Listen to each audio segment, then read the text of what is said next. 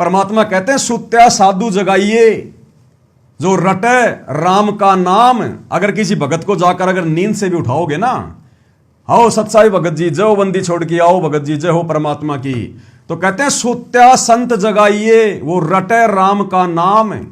और ये तीनों सूते भले, सिंह, शाकट और सांप। तो जिस हरियाणा के जाट आरक्षण में तुम लोग जाकर बैठा करते थे ना, वो तो सिंह, शाकट और सांप की श्रेणी में है। वहां जाकर हमारी क्या भक्ति बनी होगी हमारी। लेकिन भाइयों और बहनों, दास ने आपको पहले बता दिया, सृष्टि रचना को जिसने नहीं समझा होगा वो कदम कदम पे मार खाएगा, काल का शिकार बनेगा। तो काल ने तो यह चेक करना था कि भाई कितनी आत्माएं दृढ़ हैं, कितने लोग सतगुरु के ज्ञान पे दृढ़ हैं, कितने लोग सतलोक जाने के योग्य हैं। और गुरुदेव ने संगत को भी फ्री छोड़ रखा 2014 से, और काल को भी फ्री छोड़ दिया कि भैया मैंने तो 20-22 साल तक जो देना था, जो कहना था वो कह दिया, अब तू देख ले भैया चोट मार मार के, जो मेरे होंगे उनको छोड़ देना, जो तेरे होंगे उनको ले जाना। तो भाइयों और बहनों, ये काल के द्वारा ये चोटें मारी जा रही थी उस समय। तो गुरुदेव भगवान की क्या आज्ञा है, भगत ने कहां बैठना चाहिए, कहां जाना चाहिए, जब हमारे गुरु का ये आदेश है कि दुनिया से ती दोस्ती पड़े भजन में भंग। तो जाट आंदोलनकारी भगत नहीं थे, वो दुनिया वाले हैं। उनकी सोच विचार बहुत भिन्न है, बहुत अलग है, भक्ति के निकट भी नहीं है।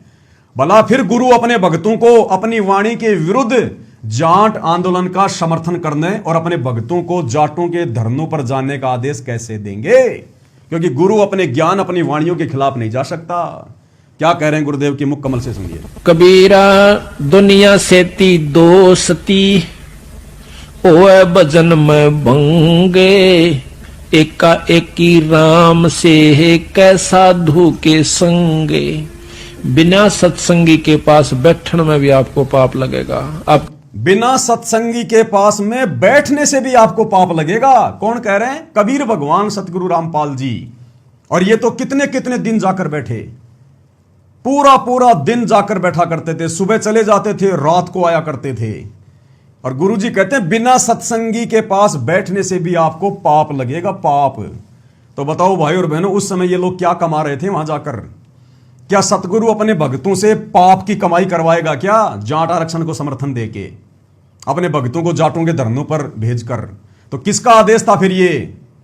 भाई और बहनों, ज्ञान से निर्णय होगा, ज्ञान से ही। ये जबरदस्ती का मार्ग नहीं है, मार पिटाई लड़ाई झगड़े का मार्ग नहीं है।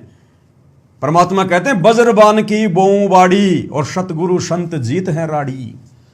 कि मैं अपने इस तत्व ज्ञान की बाड़ी बोऊंगा, खेती बोऊंगा, और जो मेरे संत होंगे, जो मेरे भगत होंगे, वही इस लड़ाई को जो काल के साथ में लड़ी जाएगी, काल के एजेंटों के साथ में जो लड़ी जाएगी, मेरे जो संत भगत होंगे, जो मेरे उस तत्व ज्ञान रूपी वज्रबाण को आधार बनाएंगे, वही लड़ाई को जीत पाएंगे।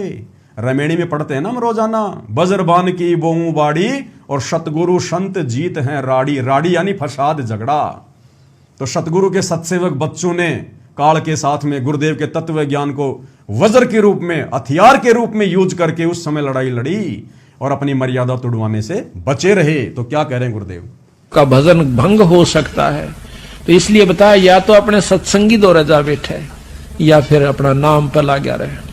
अगर आप किसी दूसरे के पास बैठोगे हुक्का पाड़ पे, अगर आप किसी दूसरे के पास बैठोगे हुक्का पाड़ पे, तो भैया जाट आंदोलन में, किसान आंदोलन में तो जाटों का हुक्का ठंडा भी नहीं होता, ठंडा भी नहीं होता।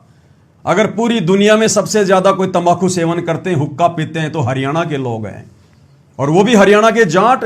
जाट आंदोलन में अरे वहां तो तंबाकू बिल्कुल कंटिन्यू, उक्के पे उक्के, उक्के पे उक्के।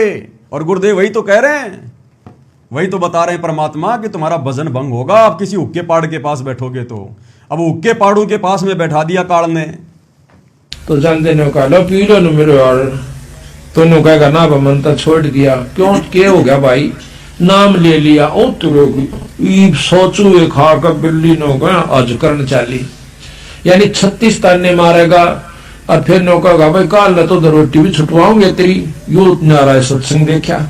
तो आपके मन में विक्षेप हो सकता है, 1 दिन में, 2 दिन में, 3 दिन में, तो जरूर अपना रंग वो चढ़ा कर मानेगा। और बहुत सारी आत्माओं के ऊपर जो जाट आरक्षण में गए थे, जाटों के धरने पर गए थे, उनके ऊपर जाटों का रंग चढ़ा। क्योंकि बेचारे नए नए भगत थे, नया नया उन्होंने नाम उपदेश लिया था और जाटों के धरनों पर उनको बैठा दिया गया। अब उन पे गुरु के ज्ञान वाला रंग तो इतना चढ़ा नहीं, उल्टा जाटों ने अपना रंग और चढ़ा दिया। और उन आत्माओं ने भी सोच लिया कि भाई गुरुजी ने जाटों का समर्थन कर दिया, इसका मतलब गुरुजी जाटों की क्रियाओं से खुश हैं। तो उन लोगों ने भी उनके साथ में मिलकर सारे कर्म करने शुरू कर दिए। और कितने लोगों ने अपनी मर्यादा तोड़ी होंगी, अपनी कमजोरी दिखाई होगी वहां पर, जिन लोगों को ज्ञान ढंग से समझ में नहीं आया। हालांकि ज्ञान तो वहां जाने वाले किसी को भी समझ में नहीं आया। अगर ज्ञान ही समझ में आ जाता, अपना भगवान और भगवान का ये भक्ति मार्ग समझ में आ जाता, तो भाई और बहनों उस तरफ मुंह करके भी नहीं सोती संगत, मुंह करके भी। तो इस करके उड़ा बैठे नहीं उस दौरे